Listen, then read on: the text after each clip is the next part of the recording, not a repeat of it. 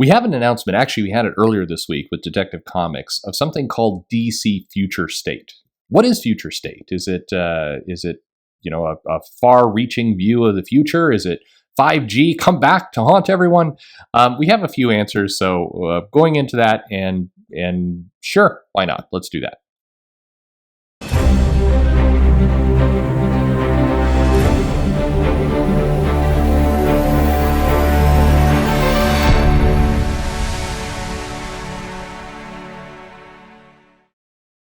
Hey everybody, this is Perch. I'm looking forward to the day where enough time has passed between the original reporting of DC 5G, which was kind of wildly inaccurate and rumor-based and came from one particular leak inside of DC Andy Curry, and was given to a disreputable news site that ran crazy with it, and then there were a million videos made, and we will call that the adventures of 2020.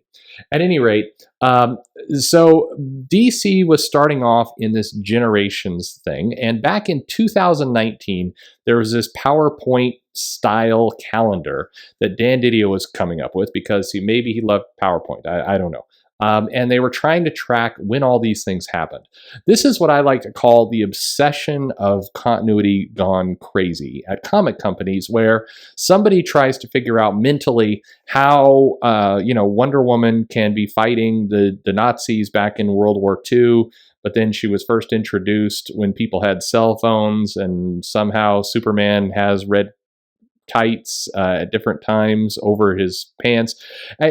This is where people think way too much about it. And it's funny because I've watched and been part of these conversations in comic shops where fans are happy to accept the idea of multiple dimensions and people who can fly around and burn holes in things with their eyes and everything else. But what they can't wrap their head around is how in the world Iron Man could be in Vietnam and also, not, still be his current age. Like, how could this possibly be?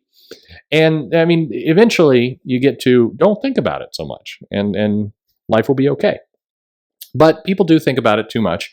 And so this giant wall of timeline got kind of rolled out in 2019. So people took some pictures of it, and then Didio denied it existed for a while, and then he said that it did exist, and then there was some shenanigans, and then we got this thing called 5G, which was rumored to be a jumping of the next generation of DC, where we would see future versions of our heroes, and they would be super multi-ethnic because that's what gets everybody off in early 2020. Diversity and inclusion. Now, I want to throw in here one new wrinkle in all this that somebody brought up that I think is a good point, and then I got some validation on this. AT&T and Warner Media have a mission or a mandate to reach a global audience and increase diversity and inclusion. Now, before you jump off to say this is the woke agenda of DC, this is what every corporation in the country and maybe the world is doing right now. Everything is about globalization, being inclusive, diversity, diversifying your audience, get more. It all equates to get more customers. Let's get more customers, and the customers are going to be new and bigger and different from what customers we've had before. And so I suspect that at least part of Didio's shaping of what was 5G or generations and everything else was one way of answering that, of saying, hey, we're going to show kind of a wide rainbow of different characters and different types, and this is going to be, breaking us out of that stodgy feel that, we've got the Justice League of white people and Cyborg. And I think that that's kind of what was going on there. At any rate, where does this all come down? So basically, Dan Didio's fired. 5G is canned. Lots of people internally are saying 5G was nothing more than a mini-series, an Age of Apocalypse-like kind of palette cleanser where death metal would conclude with like the multiverse being blown up and everything else, and then we'd flash forward to like 20 years from now where we'd see Jonathan Kent aged up and Luke Fox as Batman, and just kind of the next generation of heroes. And that would run for somewhere between 2 and 4 months. And then, we'd get back to the regular DC universe. So it'd be like this weird little kind of time skip within a continuity. This is something DC's done before. But Bleeding Cool and others said, no, no, no, no. It's definitely going to be a complete change forever. Definitely, simultaneously while we're trying to do synergies with Warner Media and everything else. And there's a Robert Pattinson Batman movie. They're absolutely going to throw away the old Batman and put in a new Batman. That makes complete sense, which of course it didn't, but that's fine. And so the battle continued, and eventually Jim Lee came out and said, one, we're not doing 5G. Two, the reporting on 5G was wildly off and not accurate ever. And, we're going to sprinkle some of the ideas that came out with all this into the comics. So, we've seen a couple examples of that in some of the anniversary issues, and most recently we saw it in the Detective Comics, anniversary issue that just came out, 10/27.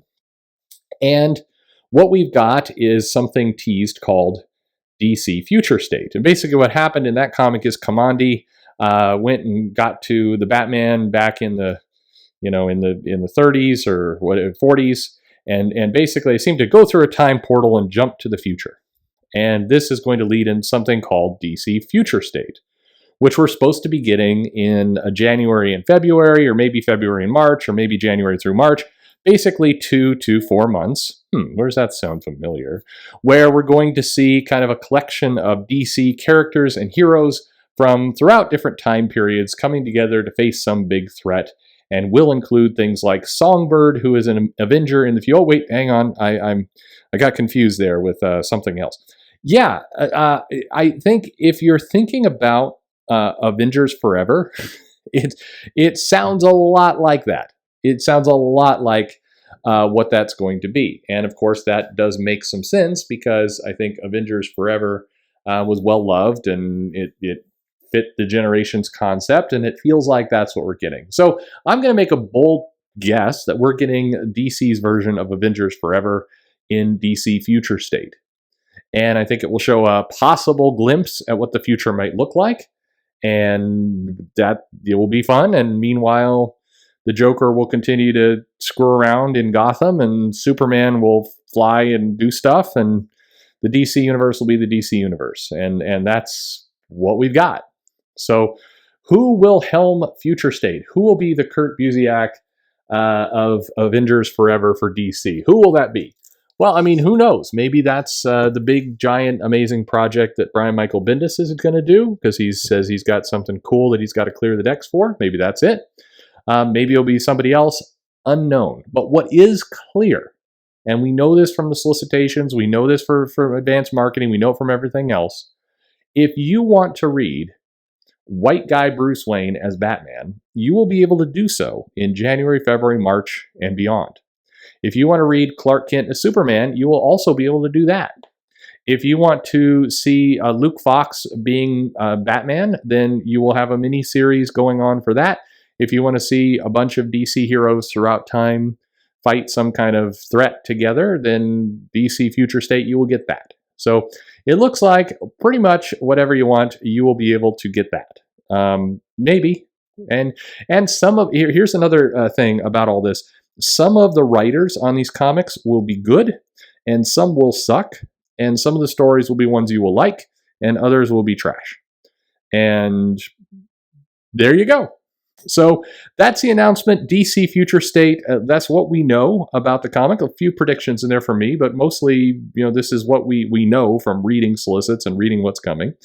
And that's kind of the story to date. So do you have any questions, any thoughts, any comments? Does it sound fun? Are you going to ignore it? Are you going to be one of those people who doesn't buy it? Or are you going to buy it? Let me know in the comments below. Like, subscribe. If you haven't subscribed yet, you're probably not going to from here, but would be nice if you did. YouTube keeps messing around with my subscribers, by the way. I get a bunch, and then they say, oh, we had a data problem, and they take a bunch away, and I have no idea what's going on. Fix your system. Anyway, send me an email, follow me on social media, all that stuff. I mean, who knows? We're just tracking it day by day, folks. We're just trying to read some comics. Have fun. Thanks for listening.